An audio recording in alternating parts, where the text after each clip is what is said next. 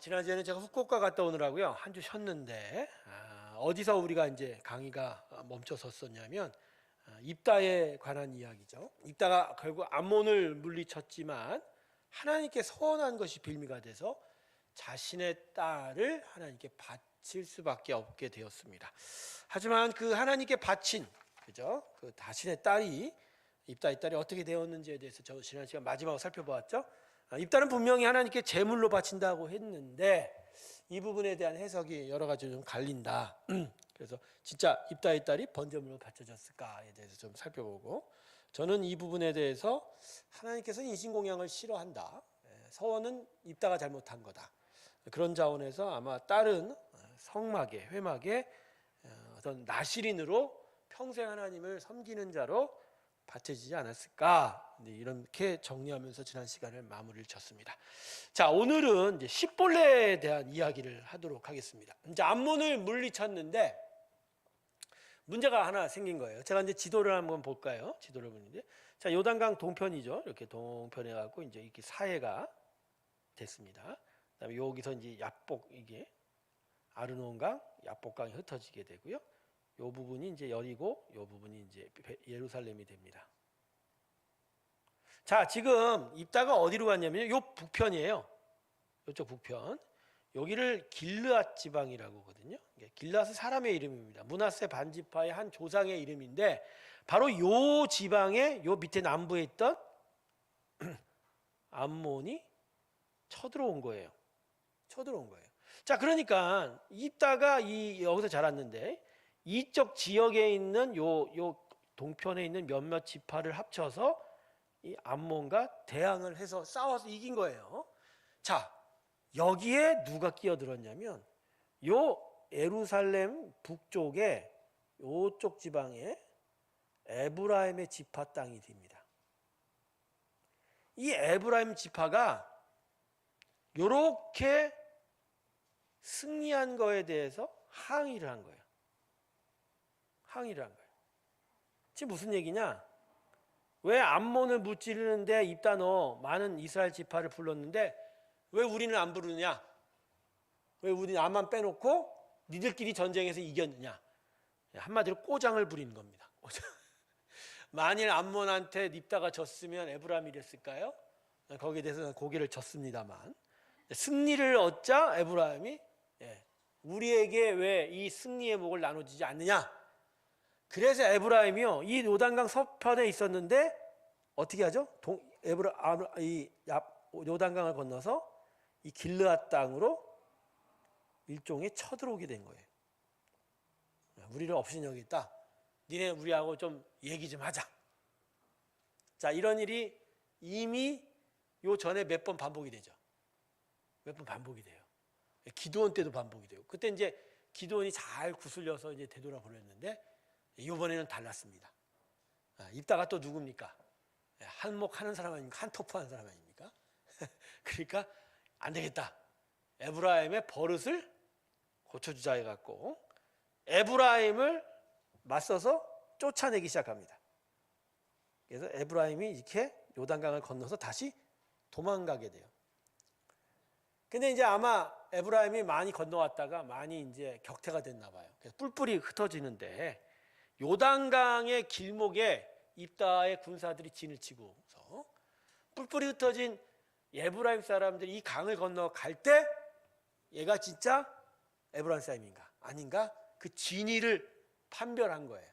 그래서 에브라임 사람이면 그 자리에서 죽여버리고, 아니면 그냥 넘어가도록 한 거죠.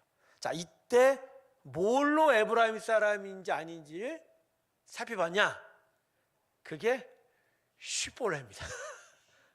자, 여러분 성경을 보면요, 이 발음이 비슷해요. 십볼레와 슈볼레. 저도 좀 헷갈립니다. 슈볼레와 십볼레. 아마 이거 원문을 한글로 옮기는 과정에서 이랬던 것 같고요. 아마 에브라임 사람들의 발음이 이 부분에 있어서 잘 하지 못했던 것 같아요. 그래서 여기 이 유명한 십볼레 사건이 일어난 거거든요. 이런 차이를 뭐 쉽게 이해하기 위해서는 뭐 경상도 분들이 쌍시옷 발음을 잘 못하지 않습니까? 그래서 쌀을 어떻게 말합니까? 살 그러죠. 살. 어떤 분들은 되는 분도 있는데 거의 한 5, 60% 이상이 이 쌀 발음을 못 하더라고요. 살 막 그러더라고요. 근데 여러분, 이게 지금 웃길 일이 아니에요. 여러분, 에브라임도 이스라엘 사람입니다. 지금 한 사사기로 들어가면서 시간이 한 300년 채 남지 안 걸리는 상황이었는데 동족상잔의 비극이 벌어진 거예요. 별일 아니에요. 이방 족속에 대해서 대항하여 입다가 싸웠어요. 그럼 사실 서로 기뻐할 일 아닌가요? 근데 에브라임이 괜히 나서서 말이야, 우리는 왜 안 껴줬냐. 근데 사실 외면적으로 우리 왜 안 껴줬느냐는 막 선한 의도에 자기 자랑하는 것 같지만 실제로는요, 이게 파이에 대한 문제예요. 결국은 싸움하면 전리품을 얻거든요. 이 전리품을 우리는 왜 못 얻겠느냐? 왜 우리에게 그런 기회를 주지 않느냐? 왜 나를 업신여기냐? 그런 이야기죠. 근데 제가 저번에 기도원 때도 얘기했지만 에브라임은 요셉의 둘째 아들로서, 그죠? 아버지 야곱으로부터 귀한 복을 받거든요. 근데 그 복을 빌미 삼아서 에브라임이 이스라엘 12지파 사이에서 큰 목소리를 내려고 하는 그런 교만함이 있었다고 제가 얘기하지 않습니까? 그리고 결국 이런 교만함이 나중에, 그죠? 솔로몬 이후에 북이스라엘 왕국과 남유다 왕국을 분열하는 첫 번째 원인이 되었다. 결국 북이스라엘 10개 지파가 분열할 때 그 중심이 누구였냐면 에브라임 지파였었어요. 이건 에브라임의 이 교만이 끝내는 이스라엘 왕국의 분열까지도 연결되는 일인데 그 과정에서 이 시볼레라는 안타까운 사건이 벌어진 거죠. 근데 입다도 잘한 건 없어요. 암만 뭐 진상짓을 하고 꼬장을 부렸다고 해도 동족 아닙니까? 달랠 수 있는데 달래지 못하고 이렇게 진짜 사륙을 벌려서 이런 어처구니 없는 사건을 만들게 됐냐라는 거죠. 참 안타까운 일이 되는 것 같습니다. 자, 그래서 이렇게 입다의 기간이 이제 끝나게 됩니다. 자, 입다의 기간. 자, 입다의 이제 통치 기간이 끝나고 나면서 이제 그 다음에 나타난 사람들이 소사사 3명이 나타납니다. 첫 번째가 입산, 엘론, 압돈의 사사들이 나타나게 됩니다. 근데요, 이게 고민을 좀 많이 해봐야 될 이 소사사 시대입니다. 자, 이 사사들 총체적으로 다 3명의 통치 기간을 합치면 25년이나 됩니다. 적지 않은 기간이죠. 적지 않은 기간이에요. 가령 입다가 사사를 몇 년 했었냐면 18년 동안 했었어요. 20년 좀 넘게. 그런 거에 비하면 이 세 사람이 담당한 기간이 결국 작지 않은 기간입니다. 그런데 성경에 할애된 절수는 몇 절입니까? 총 7절에 불과합니다. 7절에. 그리고 7절에 담긴 이 세 사사의 기록은 너무나도 개인적입니다. 애를 몇 명 낳고 그들이 무엇을 했다. 이 기록밖에 없어요. 물론 이제 소사사라는 이제 사람들이 기록이 작아서 소사사라고 불리고 있는데 작은 사사가 아닙니다. 분량이 작아서 소사사라고 불리는 거예요. 하지만 그 이름과 거기에 남겨진 여러 의미를 살펴보면 나름 의미 있는 사사들이 있어요. 가령 첫 번째 소사사가 누구죠? 삼갈 같은 사람들. 막대기로 외적을 물리치 않았습니까? 의미가 있는 거예요. 그 두 번째가 이제 돌라죠. 돌라와 야일이 먼저 소개되고 있죠. 이 돌라도 의미 있는 사람이에요. 그 다음에 이제 야일이부터 문제인데 나머지 입산, 엘론, 압도는 아주 그냥 어처구니 없는 일이 벌어지는 거예요. 자, 그러면 한번 이 사람들의 길들을 한번 하나하나씩 살펴보려고 합니다. 먼저 입산입니다. 입산. 예. 여러분 구글에 입산 탁 치면 그냥 사사가 안 나옵니다. 입산 근집밖에 안 나옵니다. 그 정도로 아주 분량이 작은 사람이에요. 그래서 사사 입산 쳐야 그나마 조금 몇 가지 나옵니다. 자, 이 사람의 이름은 의미는 빛나는 이름, 샤이닝, 빛나는. 네. 이름 자체는 좋죠? 빛나는. 이 사람의 출신은 이제 베들레헴 출신입니다. 네, 지파는 유다 지파. 예. 총 7년을 다스렸다고 합니다. 그런데 입산의 기록 한번 보십시오. 예. 뭐만 있습니까? 아들 몇 명? 30명. 딸 몇 명? 30명. 이게 그의 기록의 전부입니다. 여러분, 이 기록이 의미하는 바가 뭘까요? 아니, 사사인데 그냥 애 30명 낳았어. 아니 60명 낳았어. 남자가 아들이 30명. 여자애가 딸이 30명. 이게 전부예요. 여러분, 이게 무슨 의미일까요? 이게 도대체 무슨 의미인가요? 여러분, 거기다가요, 딸을 어디로 시집 보냈다고 쓰고 있어요? 여러분, 이 밖으로의 단어가 어떤 의미일까요? 아니요, 이거 이방이라고만 다 얘기하기는 그래요. 왜냐하면 원문을 보면 또 분명하지 않아요. 근데 하여간 뭐 7, 80%의 신학자들의 의견은 이방 족속하고 이방 족속이라고 얘기하더라고요. 이방 족속과 딸 30명 혼인 보냈어요. 자, 이방 족속의 압제로부터 이스라엘을 구원하고 다스리는 사람이 사사예요. 그러면 당연히 이방 족속과 멀리 해야 되는 거잖아요. 그런데 왜 이 사사는 가까이 했죠? 그것도 딸 한두 명도 아니야. 어쩔 수 없이 보내는 경우도 있겠지만. 몇 명이요? 30명. 30명을 다 수출시킨 거야.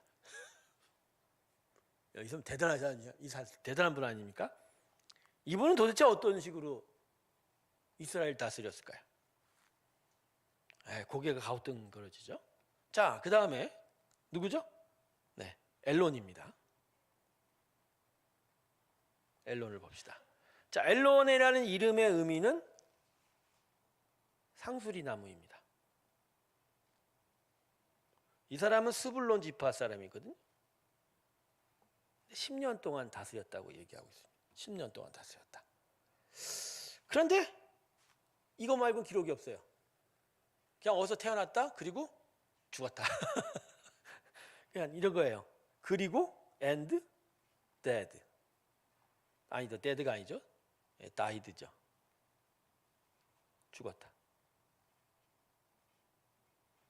이 사사는 도대체 뭘 했을까요? 무슨 의미가 있죠? 낳자마자 죽었다. 아무런 의미가 없다는 거 아닌가요? 네. 어처구니가 없습니다. 어처구니가 없습니다. 어처구니가 없어서 기침한 건가요? 자, 마지막 사람 압돈. 자, 압돈, 이 사람의 이름은 뭘까요? 이 사람 이름도 좀 심상치 않습니다. 노예입니다. 종입니다. 물론 노예, 종이 나쁜 의미는 아니에요. 가령 뭐 앞에 수식어로 하나님의 노예, 하나님의 종 그러면 사도 바울 같은 자기 고백이 되는 거죠. 이 사람은 에브라임 지파입니다. 그 총 8년 동안 다스렸다고 합니다. 근데 이 사람은요, 입산보다 애들을 더 많이 낳았어요. 아들 40명. 근데 그 손자가 몇십 명이라고요? 근데요, 이 아들 40명, 손자 30명인데 이들에 대한 수식어가 뭐죠? 어린 낙이 70마리를 나귀를 탔다.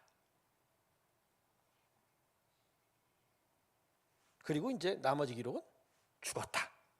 이런 얘기죠. 근데 여러분, 이 죽음의 기록도요, 잘 보세요. 비라돈 사람 힐렐의 아들 압돈이 죽음에 어디에 묻혔냐면 에브라임 딱 암말렉 사람의 산지 비라돈에 장사되었더라. 어디에 묻혔다고요? 아멜렉 사람. 아멜렉 사람의 땅. 아니, 왜 묻힐 데가 없어서 이방 사람들 땅에 묻히죠? 에브라임 안에 아멜렉 사람들이 아직도 살고 있는 거예요. 다 정복하지 못했던 거예요. 거기 아멜렉 사람들이 자기들의 세력을 구축하고 살았던 거예요. 근데 그 땅에 왜 사사가 거기 죽어야 돼요? 거기 땅에 묻혀야 되냐고요. 여러분, 딸 30명을 이방 족속에게 시집 보낸 거하고 거의 맞먹는 일 아닌가요? 그러니까 이 사사들은요, 내가 볼 때 제정신이 없는 사람들이에요. 제정신이 없어요. 그냥 아무렇게 행한 것 같아요. 이스라엘 지키고 이스라엘 위해서 한 게 아니라 그냥 사사가 된 후에도 자기 자신만 위해 살은 거예요. 자기 가족, 자기 자녀들, 그죠? 이방 족속과 아무런 일 없이 거리낌 없이 혼인하고 죽어서도 이방인 땅에 묻히고. 여러분 이게 뭘까요? 이게 무슨 의미죠? 저는요 이 세 사람의 일들을 보면서 자기 정체성을 전혀 알지 못하는 현대인의 일부, 그죠? 명목상의 신앙인들과 별반 다를 거 없다는 생각이 들더라고요. 여러분 명목상의 신앙인이 뭡니까? 종교인이죠. 종교인입니다. 진짜 자기가 누구인지, 난 어떻게 살아야 되는지, 난 무엇을 위해 살아야 되는지 전혀 알지 못한 채 그냥 외향적으로는 그냥 예배실 왔다 갔다 하고 교회 다니는 정도.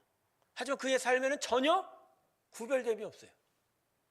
세상과 별 다른 거 없어요. 오히려 더 세상을 즐기는 것 같아요. 더 많은 것을 찾고 쫓는 것 같아요. 이 사사들을 보세요. 사사잖아요. 하나님의 거룩한 부르심을 따라 하나님의 나라를 지켜야 되는 사명이 있잖아요. 그럼에도 불구하고 이들은 한 일을 보면 자기 아들, 자기 가족을 위해 산 것밖에 없고 심지어 이방 족속과 서로가 통혼하고 교류하고 죽어서도 그 땅에서 죽는. 그래서 아까 압돈이 이름이 노예라고 했잖아요. 주님의 노예가 아니라 내가 볼 때 세상의 노예 같아요. 자기 탐욕의 노예. 아들한테 아들들 손자까지도 다 나귀 타게 만들고 그죠? 럭셔리하게 살았다는 거죠. 그죠? 이방인들과 얼마나 교제가 좋았으면 이방인 땅을 얻어서 거기에 장사가 됩니까? 그러니까 자기 탐욕에서 벗어나지 못한 탐욕의 노예이지 않았나 그런 생각을 해보게 됩니다. 여러분 이 입산, 엘론, 압돈 이 세 사사 다음에 어떤 일이 벌어지죠? 어떤 일이 벌어지냐고요? 네, 그 망나니 삼손이 나옵니다.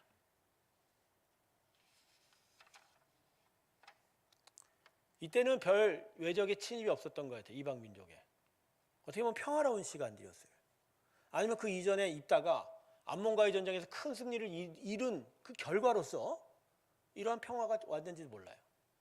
그런데 이 25년의 기간 동안 세 사사는 평화 속에 더 많은 탐욕과 어떻게 보면 이방과 교제했다는 거 보면 우상을 더 섬겼는지 모르죠.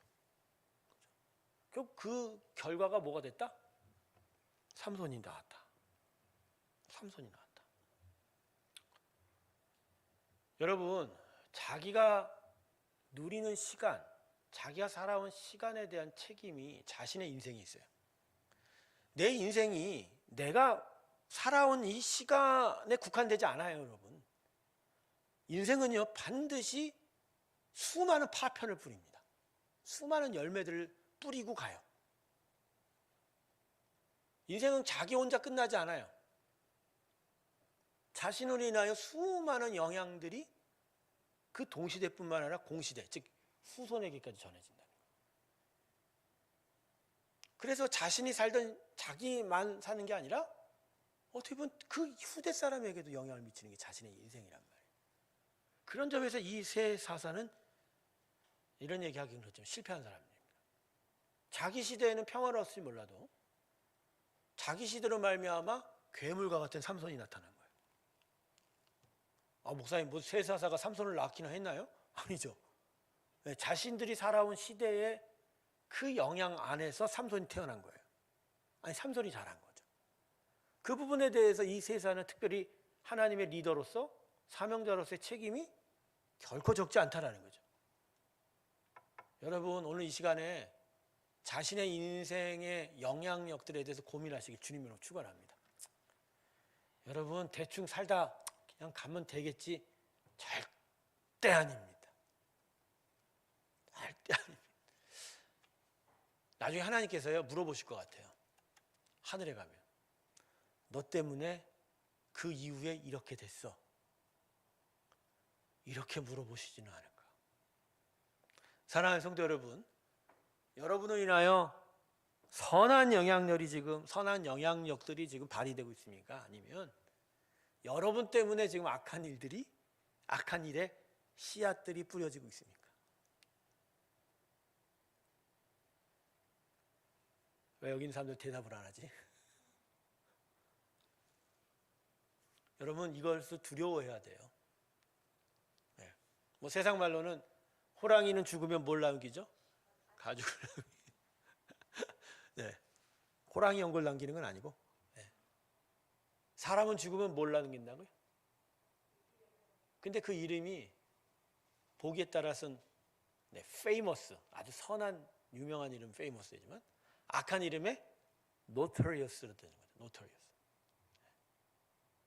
여러분 하나님 앞에 정말로 정직하고 또 선하고 그분의 가르침 따라 살아가는 삶이 되길 주님으로 축원합니다. 여기서도 하나를 붙일 수밖에 없어요. 제가 이제 이 본문에 썼는데, 자 여러분 지금 2024년의 한국교회 그리고 한국 성도의 삶은 우리가 살아갔기 때문에 이렇게 된 걸까요? 아니죠. 이전부터 계속 이 일들은 만들어져 오고 있는 거죠. 물론 우리들의 행한 일의 대가일 수도 있지만 그 이전부터 해온 영향력일 수도 있다는 거죠. 자, 지금 한국교회가 위기의 시대, 극한 물론은 소멸의 위기까지 된다 이렇게 얘기도 하는데 과연 이 시대는 누가 만들었을까요? 자, 여러분 기억하십니까? 자, 지금으로부터 20년 전 2002년 월드컵 그 이후에 한국교회 과연 20년 후에 이런 시대가 올 거라고 생각해 본 적 있으세요? 있으세요? 제가 2004년에 오늘교회에서 부목회를 했던 시간입니다. 저는 꿈에도 이런 걸 생각해 본 적이 없어요. 계속 교회가 잘하고 또 잘하고 더 커질 것에 대한 생각을 했지 이렇게 쪼그라들 것에 대해 생각하지 않았어요. 근데 20년이 지나자 완전히 상황이 역전되어 버렸어요. 완전히 바뀌어 버렸어요. 전 이렇게까지 쪼그라들 줄을 도무지 생각하지 못했거든요. 그 시대. 그러면 그 20년 전의 우리의 모습은 지금 이 시대에 어떠한 영향을 미쳤을까요? 우리 너무 자만했던 거예요. 그냥 교회만 세우면 성도들이 올 줄 알고 사람들이 몰려올 줄 알고 그 당시 유행했던 게 뭐죠? 교회 건물만 크게 지으면 그 빈자리는 알아서 와서 채우다. 너도 나도 빚지고 뭐하고 뭐해서 건물만 세워갔죠. 근데 그때 교회 성장에 대한 관심이 많았던 시기이기도 하지만 무엇으로 성장하고 어떻게 성장하고 왜 성장하는지에 대한 이유가 분명했을까? 여러분 그 20년 전에 생각을 해보시죠. 20년도 갈 필요 없어요. 10년만 가져보세요. 2014년 말입니다. 그때 과연 우리는 무슨 생각을 하고 있었냐는 거예요. 여러분 다시 한번 말씀드립니다. 지금 내가 살아가는 이 시간은 나에게만 영향을 미치는 게 아니에요. 내 다음 세대에 내 다음의 후손들에게 반드시 영향을 미칩니다. 거기에 대한 책임은 누가 져야 돼요? 내가 져야 돼요. 이 부분에 대해서 오늘 제가 아까부터 묵상하면서 생각해왔던 겁니다. 여러분 인생은 간거라면 70, 80이라고 하지 않습니까? 여러분의 사는 7, 80이 여러분과 함께하는 후손들과 함께하는 500년, 1000년을 책임지셔야 됩니다. 그러니까 여러분 우리 긴장하면서 살아야 돼요. 긴장하면서 살아야 돼요. 그리고 진짜 의미 있게 사셔야 됩니다. 분명하게 살아야 됩니다. 흐리멍텅 아무 생각 없이 그냥 나 좋은 대로 산다가는요 나도 힘들지만 우리 다음 세대도 힘들어요.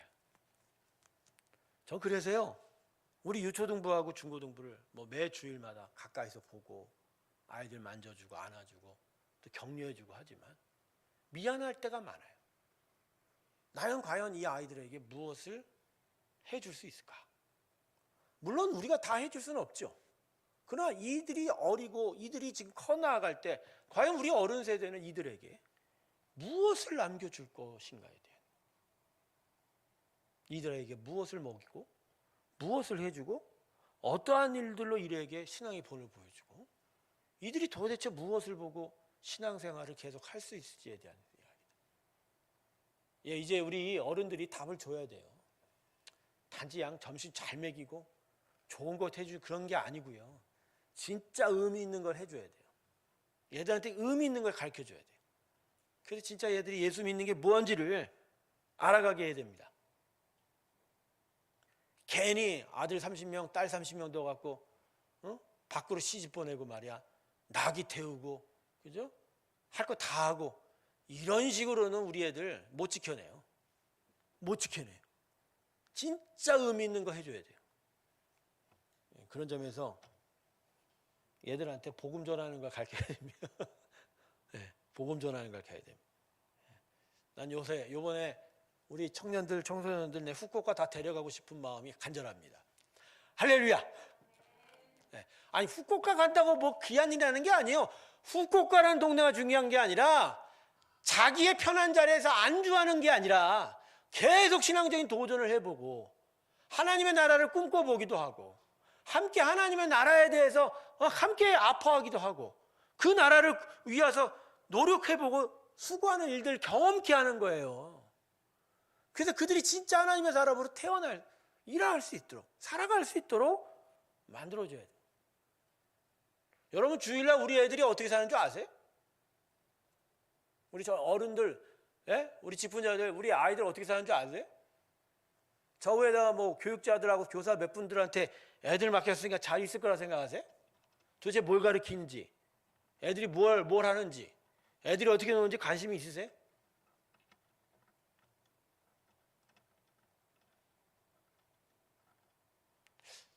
안 돼. 한 달에인가 두 달에 한 번은 애들 다 데리고 와갖고 걔들 예배를 여기서 같이 드려야 될 것 같아.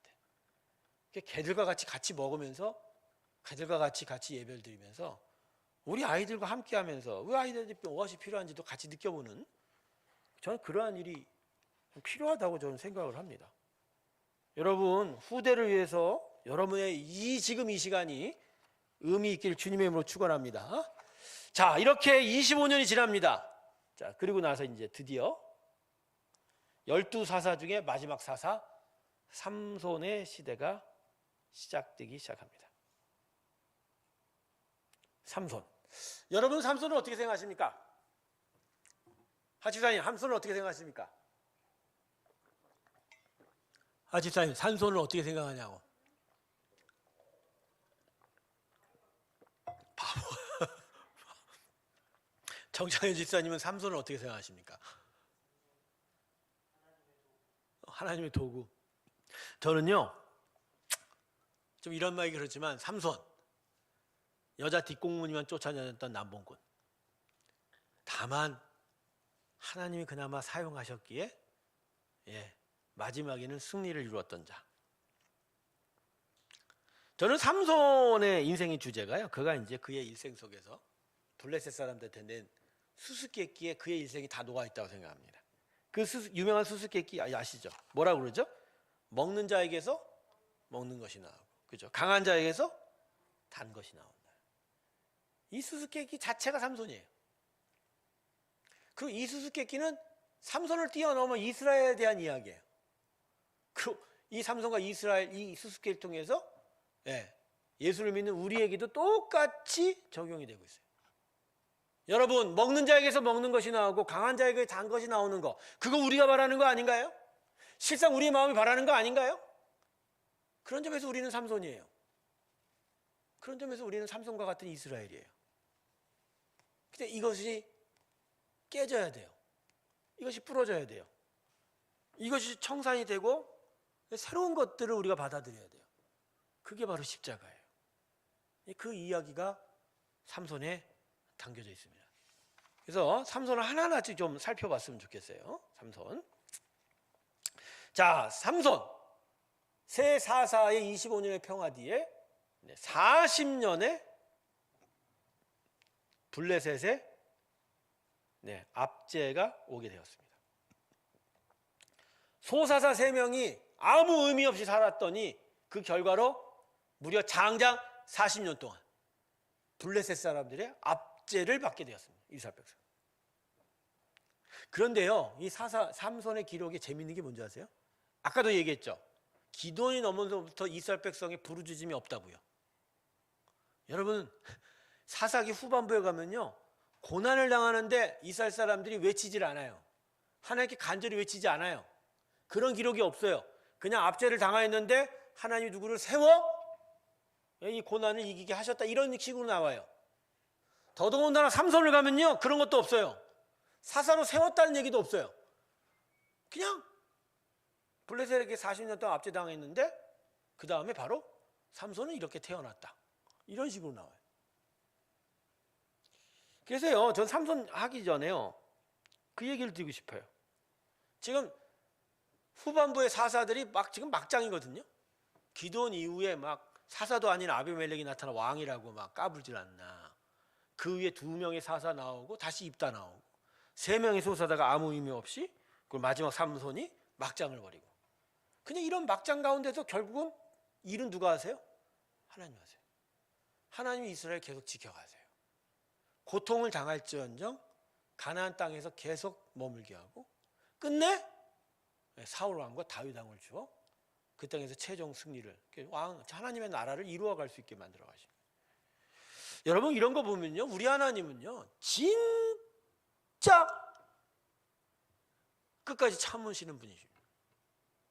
그리고 그분이 한번 택하셔서 하기로 원하시는 건 끝내 이루시는 분이에요.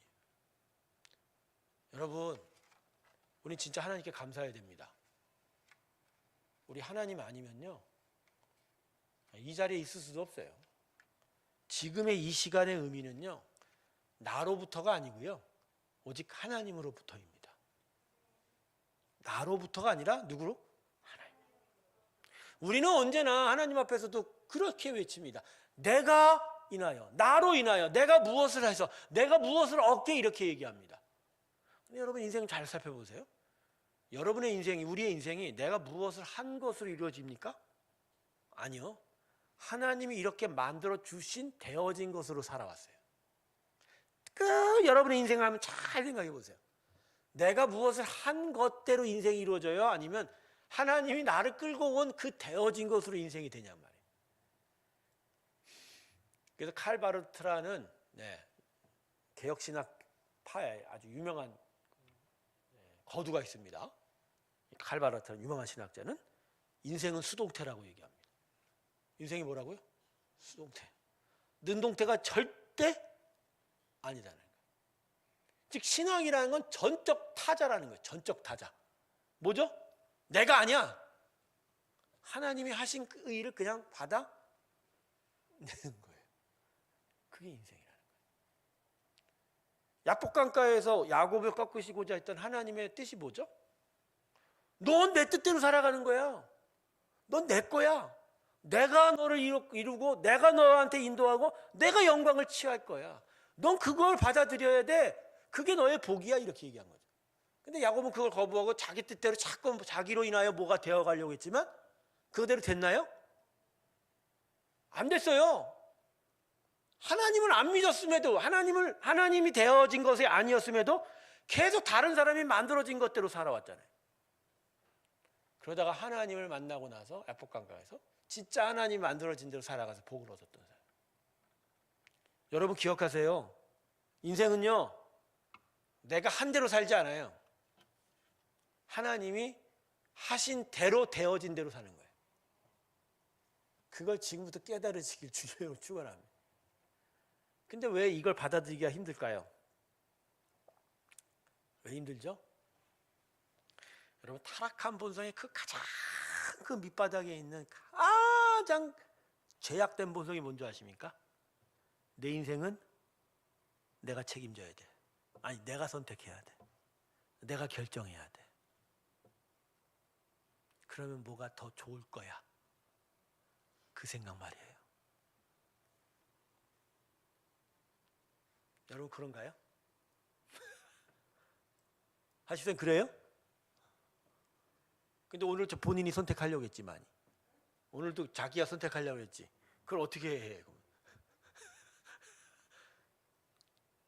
저는요, 이런 생각 많이 해요. 신앙이라는 거. 겨 밀려가는 거다. 근데 밀려가는 걸 받아들이는 거예요. 이게 제가 무슨 얘기냐면, 사람들은 내가 밀려간다 그러면 막 수동적이고 자기 힘없고 무능력에 대해서 아파하잖아요. 여러분, 하나님에 의해서 밀려가거나 세상에 밀려가는 건 똑같아요. 여러분이 세상을 끌고 가십니까? 예수 안 믿는 사람들도요, 자기가 인생 사는 것 같죠? 아니요. 하나님이 아닌 세상에 의해서 밀려가요. 착각하지 마세요, 여러분. 예수를 믿거나 인생은 밀려가요. 자기가 끌고 가는 줄 아나 봐. 자기가 끌고 가요? 그런 사람이 있어요? 자기가 인생 끌고 가고 있다고 생각하는 사람 손 번쩍 들어봐요.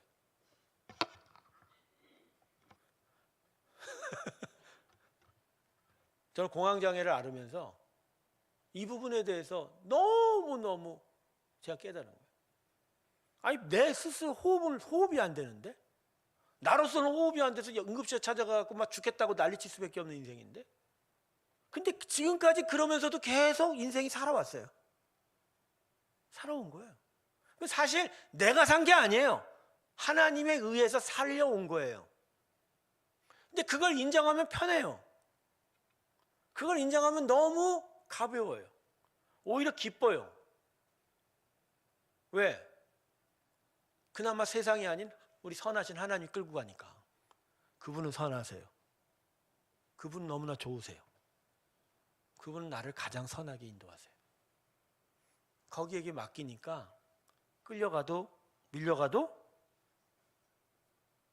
고마운 거예요. 감사한 거예요.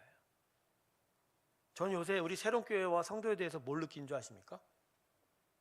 하나님이 끌고 가고 있다고 믿습니다. 왠지 모르게 하나님이 밀고 가시는 게 있어요. 계속 하나님이 당겨지는 게 있어요. 그전까지는 거기에 막 고개 쳐들고 막 반항하고 안 끌려가기도 하는 것 같은데 요새 조금 배웠나 봐. 살짝 속도를 좀 내는 것 같거든. 근데 아직도 멀긴 해. 다 마음속에 브레이크 하나는 잡고 있어서 야, 이거 진짜 내 마음에 안 들면 내가 브레이크를 확 내버리라. 여러분, 달리는 차 브레이크 들려가면 딱 잡으면 어떻게 됩니까? 차가 전복합니다. 전복하는 거예요. 네. 끌려가는 대로 끌려가세요. 그게 가장 안전한 거예요. 네. 다윗이 뭘 했습니까? 결국 하나님에 대한 결론이 뭐죠? 여호와는 나의 목자시니 말입니다. 그분의 인도하심이 가장 선하다는 거예요. 그분의 공급하심이 가장 귀하다는 거예요. 그래서 그분에 의해서 살아가는 게 내 인생의 복이다. 복이다. 결국 선하심과 인자하심 내 인생에 가득하니 내가 여호와의 집에 영원히 거하리로다. 할렐루야. 네. 여러분, 하나님에 의하여 되어져 가는 대로 그걸 믿고 그분을 신뢰하며 살아갑니다. 그래서 진짜 지혜로운 신앙인들은 자기가 무엇을 하기보단 하나님이 나를 이끌어가기를 바라는 마음으로 삽니다. 그리고 그 이끌어 가심에 순적하게 따라가기를 위해 기도하는 거예요. 그걸 놓고 기도할 때 외려 인생이 순풍에 돛담배와 같이 걸어가게 되는 거예요. 돛담배와 같이 걸어가게. 여러분, 서핑을 옆에서 지켜봤는지는 모르겠지만 우리나라도 이제 양양 고성 그쪽에 서핑 타는 사람이 많습니다. 파도가 그렇게 강하지 않아서. 근데 여러분, 이 서핑을 탈 때 중요한 게 뭔지 아십니까? 여러분, 서핑이라는 건 사실 위험한 스포츠예요. 왜냐하면 그 파도가 크게 일어칠 때 그 서핑을 타지 않습니까? 근데 그 위기에 그 파도를 오히려 자신의 것으로 만드는, 사실은 파도에 밀고 끌려가며 자기가 의탁해서 그 위에서 타락하는 게 서핑의 묘미거든요. 저는 인생이 이런 것 같아요. 내가 바람을 만들어내고 내가 동력을 만들어내서 그것으로 내가 나의 인생을 끌고 가는 게 아닌 거예요. 바람의 의지에 함께 날아가는 거고 파도에 몸을 던져 그 파도를 타는 게 인생이에요. 즉 내가 무엇을 만들어서 가는 게 아니라 하나님 끌고 가시고 하나님 일으키시는 거예요. 내 몸을 던져서 거기에 따라가는 거예요. 그게 인생이에요. 하나님이 저라는 사람을 공황장애를 병을 주고 지금까지 인도했던 그분만의 파도에 제가 거역하고 순종하지 않았다면 쟤는 어떤 인생을 살았을까? 하지만 이젠 그 길에 가겠다고 결정한 마당에는 거기에 순종하며 그 길을 잘 탈 것에 대해서 고민했던 거예요. 그분이 끌고 가는 거예요. 믿음은 그런 거예요. 예수님이 나의 주인 되시고 나의 인생을 끌고 가신다는 것을 믿기 시작할 때부터는요, 내가 가는 게 아니에요. 그분이 끌고 가는 거에 내 몸을 의지하는 거예요. 잘 끌려가기를, 잘 그분과 함께 동행해 가기를, 그걸 배우는 거예요. 그걸 그렇게 가는 거예요. 그게 인생이다. 여러분, 믿음의 인생에 그 깊은 실상과 정체를 다시 한번 생각해 보시기 바랍니다. 말로는 믿는다고 해도 여전히 자기가 무언가 하려고 하는 그 인생에 그 깊은 반역과 그 불순종들이 계속 다듬어져야 돼요. 그래서 아침에 일어나면요, 오늘 하나님 내가 이렇게 하고 싶습니다, 내가 이루어 주십시오라는 기도는 아예 버리세요. 그러지 마시고요, 오늘도 저를 인도해 주시고 다만 제가 이 인도하심에 순종하여 갈 수 있도록 오늘 제 마음을 지켜 주시옵소서.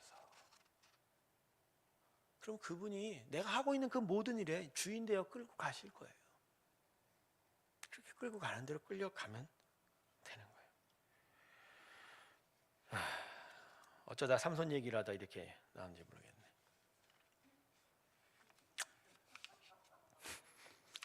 그러니까 강의도 지멋대로 할 수가 없어.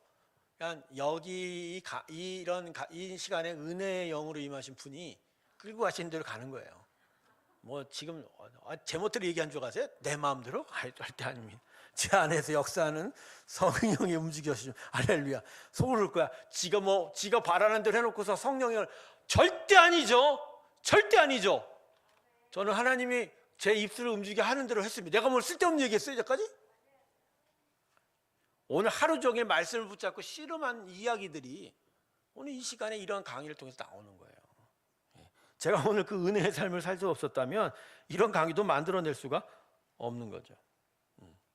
제가요, 이번에 후쿠오카를 출장 갔다 오면서 마음 한가득 막 어떤 하나님의 성령의 임재, 체험, 또 하나님의 그런 길한 비전들이 막 가운데 있으니까 모든 것이 막 선하게 보이고 모든 것들이 막 기쁘게 보여요. 여러분, 저를 한 2달에 한 번씩 밖으로 보내주십시오.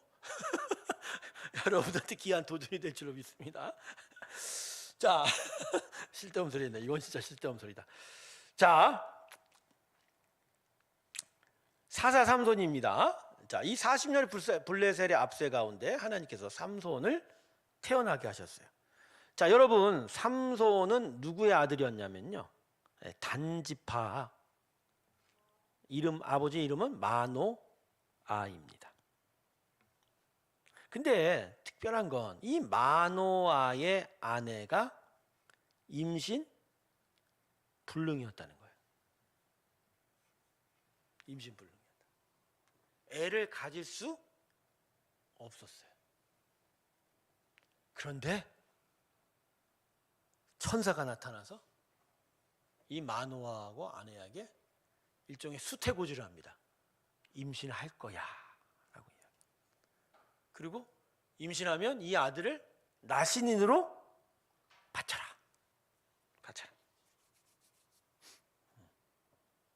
여러분, 이 부분에서 뭔가가 연상이 되지 않습니까? 이 수태고지를 받은 사람이 몇 사람이 있어요? 성경에 천사가 나타나서 애를 낳을 거라고 얘기한 사람 몇 사람이 돼요? 그 중에 임신할 수 없는데 임신하게 된 상황이 정확하게 몇 사람이 되냐면 이 이전에 한 사람과 이후에 한 사람이에요. 자, 이 이전에 누구예요? 아, 그렇죠. 방송실에서 얘기합니다. 사라. 그럼 이후에 누구예요? 마리아예요. 마리아는 육체적인 불능이기보단 가족적으로 아직 결혼하지 못했으니까 임신할 수 없는 거예요. 남자를 받아들인 경험이 없는데 임신할 수가 없는 거예요. 여러분, 왜 삼손에게 이러한 수태고지가 나타난 거죠? 이건요, 지금 삼손이요, 어떻게 보면 사사기의 끝판이거든요. 마지막 결론 부분인 거예요. 아까 제가 얘기했죠. 삼손이나 수수께끼가 삼손의 이야기기도 하지만 이스라엘 이야기라고. 지금 이 일을 통해서 하나님께서는 이스라엘의 정체에 대해서 얘기하는 거예요. 너희 이스라엘은 태어날 수 없는 배에서 나온 애들이야. 내가 만들어냈어. 내가 만들고 내가 창조하고 내가 니들을 살려놨어. 이 얘기를 하는 거예요. 이스라엘이 누구의 후손이에요? 아브라함의 후손이에요. 아브라함 안에 사라는 애를 낳을 수 있어요, 없었어요? 못 낳았어요. 근데 그 태를 누가 열었어요? 그러니까 이스라엘은 결국은 누구로 인해 사는 사람들이에요? 하나님으로 인해 사는 사람들이거든요. 근데 이 이야기가 지금 삼손에도 반복되지만 나중에 예수한테도 반복이 돼요.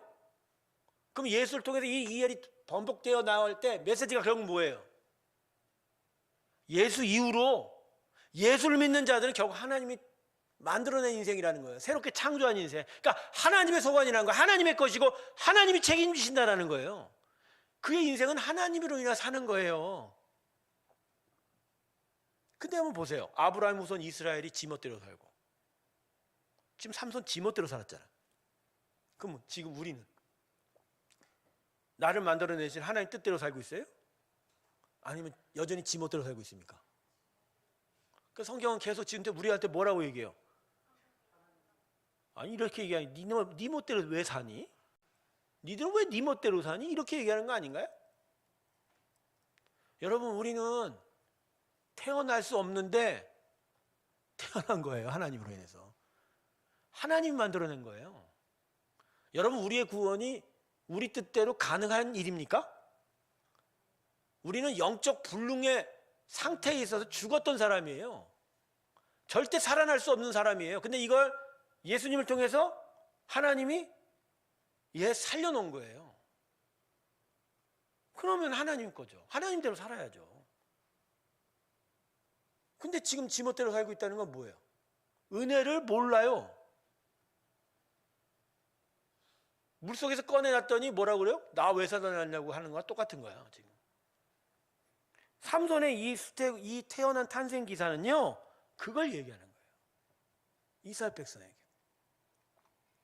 사사기가 기록된 게요 이 포로 후기 시대라고 전해지는 바가 많아요. 그러니까 이스라엘이 남유다 왕국이 망하고 포로로 끌려가고 다시 70년 만에 돌아오면서 기록이 된 거, 정리가 됐다고 얘기해요. 근데 왜 그 시에 이 기록이 정해졌을까? 조상들 이스라엘이 어떻게 산지에 대해서 기억하게 하는 거예요. 그리고 니들 조상으로부터 니들이 어떤 존재인 것을 다시 한번 확인시켜 주는 거예요. 그러면서 다시 돌아온 이 은혜의 때에 우리가 어떻게 살아야 하는가. 근데 포로 이후에 이스라엘 백성이 잠깐 반짝했다가 또 다시 타락해버립니다. 온 세상은 흩어져 버리고 태반의 이스라엘 사람들이 지금 예수를 믿지 않고 있는 그 은혜는 우리에게 이어져서 이방인들이 도리어 구원을 얻게 된 이때. 그러나 이 사사기를 통해서 우리는 똑같이 경고를 받습니다. 우리는 하나님으로 인하여 태어났는데 지금 우리는 뭐하고 있냐는 거예요. 그건 저는 여러분에게 묻습니다. 여러분은 진짜 예수의 사람입니까? 아니면 삼손의 후손뿐입니까? 나는 삼손의 후손 정도로만 살고 있습니까? 아니면 예수로 인해 새로운 생명을 얻는 자로 살아가고 있냐라는 거죠. 성경에서 가장 중요하게 여기는 게 이 부분이에요. 계속 반복해서 생명을 만들어낼 수 없는 태에서 생명이 나온 기사가 계속 반복이 돼요. 계속 반복이 돼요. 이삭이 그렇게 태어났고 삼손이 그렇게 태어나고 예수가 그렇게 태어나고 그럼 이걸 통해서 계속 우리에게 거듭 강조하는 거예요. 우리로서는 태어날 수 없는 그러나 예수로 인하여 새롭게 태어나는 우리 인생. 함부로 살면 안 된다. 막 살면 안 된다. 우리는 진짜 하나님의 뜻대로 살아야 된다. 이렇게 얘기를 해요.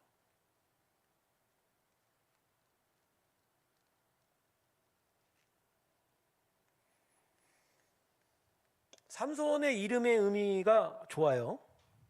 뭐죠? 태양이에요. 태양의 사람. 태양의 아들. 작은 태양. 이름만 좋아. 이름만 좋아. 어? 이름만 좋아요. Son of Son. 네, Son of Bitch가 아니라 Son of Son입니다. 이름만 좋은 거죠. 자, 그런데 여러분 여기서요 나실인 이야기를 하면서 우리 마지막으로 좀 하도록 하겠습니다. 자, 천사가 와서 이제 애를 태어나면 어떻게 기르라고 얘기했죠? 나실인으로. 자, 나실인 규정이 있어요. 나실인 규정이 있어요. 나실인 규정이 신명기 6장에 있어요. 자, 이 나실인은 하나님께 헌신된 사람이에요. 하나님께 헌신된 자. 자, 대표적인 나실인이 성경에 누구죠? 자, 본문에 삼손. 그리고 또 누구죠? 한나가 울면서 애를 낳았어. 예, 조금 젖먹이가 띄어지자 성막에다 갖다 사무엘. 자, 신약 시대에도 있어요, 나실인이. 신약 시대에 나실인이 있어요. 세례요한 맞습니다. 전사님 맞습니다. 세례요한. 세례요한도 사실은 수태고지를 받았죠. 결국은. 근데 세례요한은 기본적으로 제사장의 아들이야. 제사장이야. 세례요한이 노얄 패밀리입니다. 그런 점에서 이스라엘. 자, 그런데 이 나실인이 바쳐졌는데 이들에게는 특정한 외향적인 구별됨이 필요해요. 두 가지인 것 같아요. 두 가지인 게 뭐냐면 오늘 본문에도 나왔지만 머리를 깎지 말라. 그 또 하나 뭘 마시지 말라? 포도로 만든 그 어떤 것도 마시지 말라라고 합니다. 그리고 이제 또 하나가 뭐냐면 시체와 같은 부정한 것을 손에 대지 말라. 그러니까 보통 사람과 차별 있게 구별 있게 살라라고 이야기하는 것 같아요. 근데 한 번 바쳐진 나실인이 영원토록 간 건 아닌 거고요. 그 서원한 정도에 따라서 그 횟수도 정할 수 있었던 것 같아요. 횟수도. 하지만 이 삼손은 평생 바쳐져야 될 수 있었던 것 같습니다. 네. 근데 삼손은 나실인으로 바쳐졌음에도 불구하고 하지 말아야 될 세 가지를 다 어겼어요. 대단한 사람이에요. 난 사람이에요.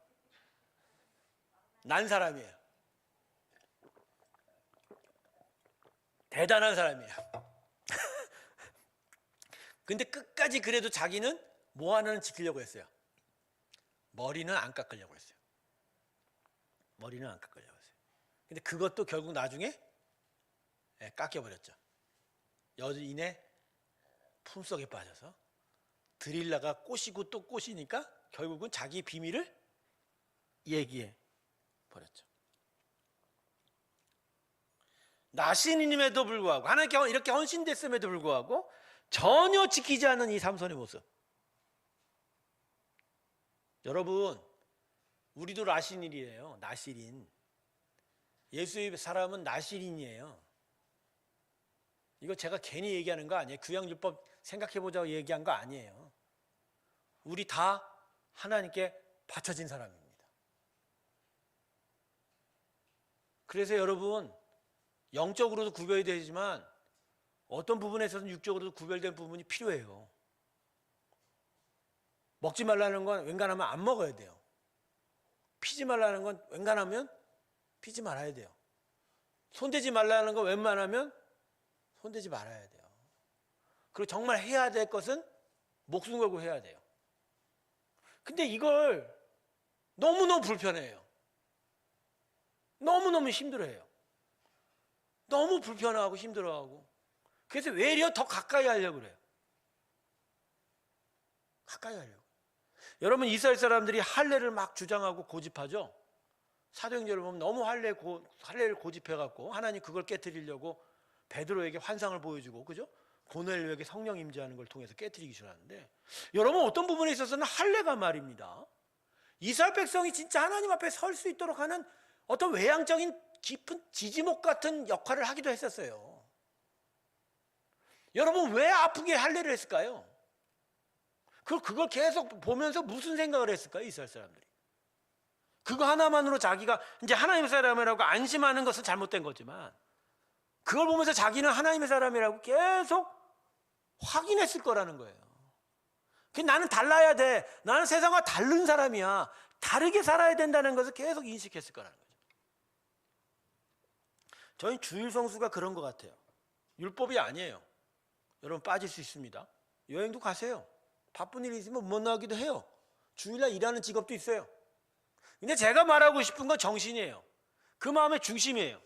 바로 주일에 하나님을 예배드리는 것을 구별하는 그 자신의 정신 중심이 내가 하나님을 섬기는 자라는 걸 확신을 얻게 한단 말이에요. 그 일을 통해서 내가 더욱 하나님을 예배하는 것에 대한 간절함을 확인하기도 한다는 거죠. 여러분, 사람은요 마음으로 모든 걸 다 할 수 있는 사람 같죠? 안 그래요, 여러분? 아유, 여러분 마음만 있으면 되죠? 절대로 마음만 갖고는 안 되는 사람이에요. 여러분 이제까지 인생 살면서 알 거예요. 아우, 마음만 받으면 되죠. 그래요? 마음만 받으면 돼요? 여기 있는 사람들 고개를 젓네. 마음만 받으면 안 되죠. 반드시 그게 벌리지 마, 손 벌리지 마. 그런 얘기가 아니라 마음으로 안 돼요. 그래서 여러분, 마음으로 시인하여 입으로? 그러니까 마음으로 믿어 입으로? 그 입이라는 게 그냥 단지 아멘이라는 말 자체가 아니에요. 마음은 반드시 육체로 움직여가게 된다는 거예요. 삼손의 나실이라는 건 우리한테 그런 교훈을 주는 거예요. 저는 여러분에게 묻습니다. 저에게도 묻습니다. 우리는 과연 무엇으로 이 세상 사람과 다른 자냐? 그걸 무엇으로 확인할 수 있을까요?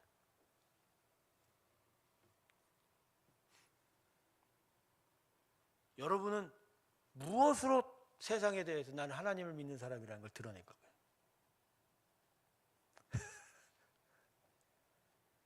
이 부분에 대한 분명한 답이 우리에게 있어야 돼요. 그리고 그 답을 계속 분명하게 세워가는 게 신앙의 삶입니다. 그런 귀한 삶이 되시길 주님의 이름으로 축원합니다. 자, 다음 시간에 삼손 이야기를 마무리를 저 보도록 하겠습니다. 삼손 얘기는요 참 분량이 많기도 하고요. 각각의 에피소드들이 갖고 있는 뜻들이 모르겠어요. 사사기의 마지막 끝판 사사라서 그런지 많은 내용이 있습니다. 그러고 나서 이 삼손 이야기가 끝나면요 한 5장이 남아요, 사사기. 근데 이 사사기 5장은요 참 살펴보기도 참 마음이 힘들어요. 너무 막장의 사건이 있어서 이제 그까지 넘어가면 사사의 시대가 끝나는데, 오늘도 하나님의 귀한 은혜가 여러분 가운데 있어서 우리의 삶의 정체와 내용이 어떠해야 되는지를 분명히 가르쳐 주셨는지로 믿습니다. 기도하겠습니다. 아버지 하나님, 우리가 진짜 하나님 앞에 바쳐진 나실인인데 우리는 과연 무엇으로 우리의 삶을 세상과는 다른 구별된 삶이라고 증거하고 있습니다.